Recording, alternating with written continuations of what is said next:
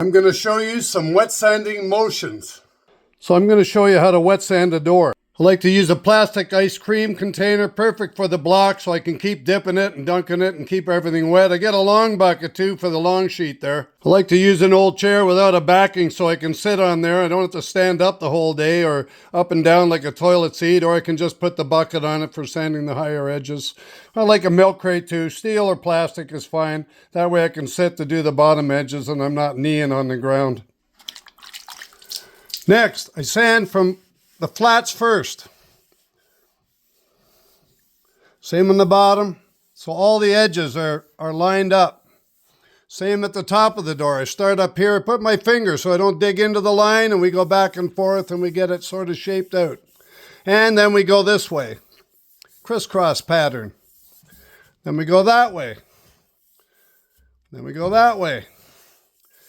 We go uniform. Never 1, 2, 3, and 1. We always go 1, 2, 3 if we want, or I go like this, boom, then I go this, diagonally, then I go that way.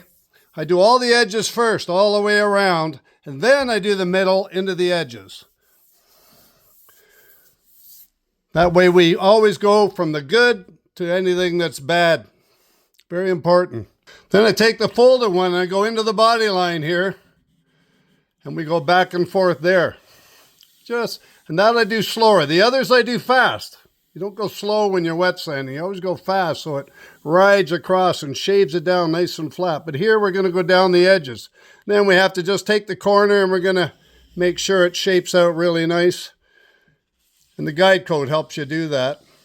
And when we're done, we have a perfectly shaped flat door.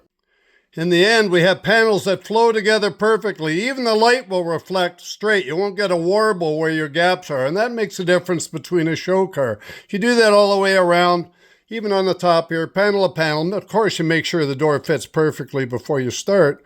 But when you're prepping it, when you're done then, you got a perfectly flat finish. You're not going to have all sorts of ripples. Never go circular. That's just asking for trouble. Never try to sand out one spot. Always long strokes. For the upper door, same thing. Start with the outside edges, the flats, like this. Angle it. Get that area going. Do the top. Get that area going. And then you're going to have to start to curve into it. And you're going to blend it into the front fender, the back, same thing, different strokes. And then when you're done there, you're going to go to the middle and you're going to do short ones because it's a tight curve. Of course, different directions, opposite. And you're going to overlap the block. That way there's a block here and you're overlapping 50%, so you're not going to get no ripples. The block is going to follow the one before it, and you're going to follow the curve. And you're going to do shorter strokes. It doesn't have to be as fast. Then you're going to tie that into the bottom. And you're going to tie that into the top.